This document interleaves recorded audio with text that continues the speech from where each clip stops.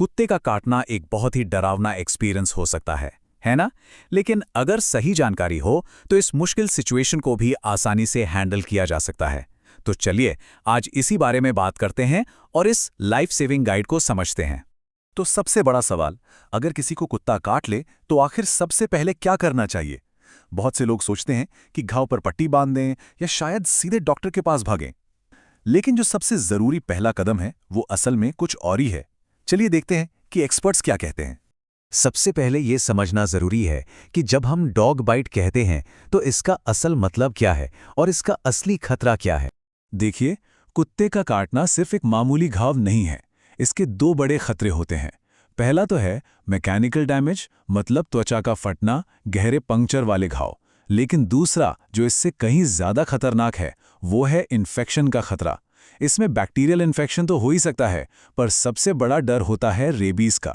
ये एक ऐसा वायरस है जो अगर दिमाग तक पहुंच जाए तो इसका नतीजा लगभग 100% जानलेवा होता है।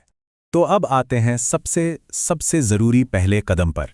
इसे आप एक गोल्डन विंडो समझ सकते हैं, जहां सही एक्शन लेने से सबसे ज़्यादा फर्क पड़ता है और जान बचाई जा सकती है। जी हाँ, बस यही। ये एक अकेला कदम रेबीज के खतरे को बहुत हद तक कम कर सकता है। इस पर खास ध्यान दीजिए। 15 मिनट, ये टाइम ये बहुत बहुत ज़रूरी है। तो इसे करना कैसे है? इसके 3 बहुत आसान स्टेप्स हैं। स्टेप 1, घाव को किसी भी साबुन और चलते हुए पानी के नीचे लगातार 10 से 15 मिनट तक धोना है। इसका मेन मकसद वायरस को फिजिकली धोकर हटा देना है, इससे पहले कि वो नसों में घुसने का मौका ढूंढे। स्टेप 2, घाव को अच्छी तरह से गहराई से साफ करें। और स्टेप 3, धोने के बाद पोविडोन आयोडीन या अल्कोहल जैसा कोई एंटीसेप्टिक लगा लें, ताकि जो भी कीटाणु बचे हों वो भी खत्म हो जाएं।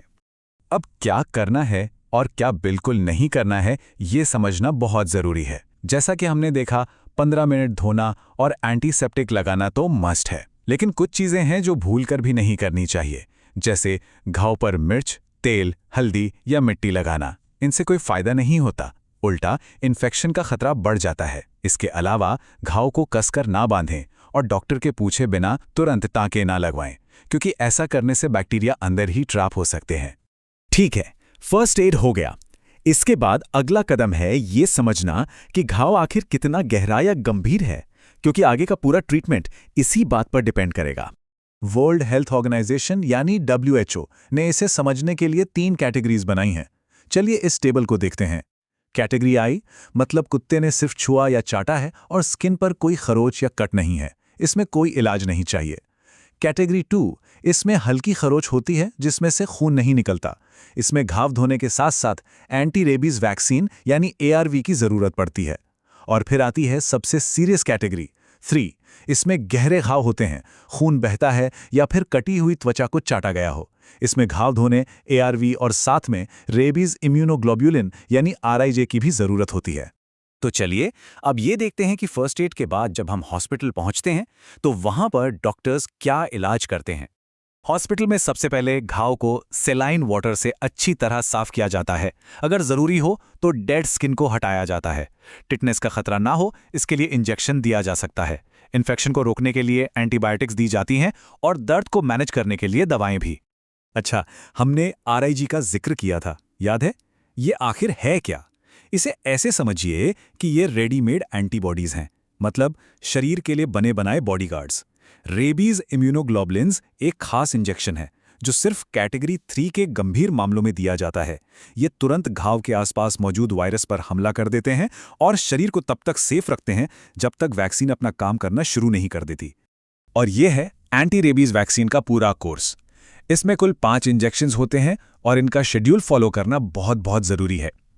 पहला इंजेक्शन उसी दिन लगता है जिस दिन काटा हो, जिसे हम डे 0 कहते हैं। उसके बाद अगला इंजेक्शन 3रे दिन, फिर 7वें दिन, फिर 14वें दिन और आखिरी इंजेक्शन 28वें दिन लगता है।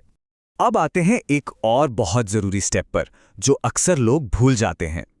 वो है काटने वाले कुत्ते पर नज़र रखना। जी हाँ, क्योंकि इससे इलाज की पूरी दिशा बदल सकती है। यहाँ पर कहानी 2 हिस्सों में बँट जाती है। अगर काटने वाला कुत्ता पालतू है और उसे हम जानते हैं तो उस पर 10 दिनों तक नज़र रखनी होती है। अगर इन 10 दिनों में वो बिल्कुल ठीक और स्वस्थ रहता है तो इसका मतलब है कि उसे रेबीज नहीं था और डॉक्टर वैक्सीन का कोर्स बीच में ही रोक सकते हैं। लेकिन अगर काटने वाला कुत्ता आवारा है या अनजान है, तो उसे रेबीज से संक्रमित मानकर चलना ही सबसे सेफ ऑप्शन है। ऐसे में बिना किसी देरी के इलाज और वैक्सीन का पूरा कोर्स कंप्लीट करना ही एकमात्र रास्ता है। तो ये था कुत्ते के काटने पर फॉलो करने का सही प्रोटोकॉल। ये जानकारी सिर्फ जानना ही काफ़ी नहीं है, ये हर किसी तक पहुंचनी चाहिए।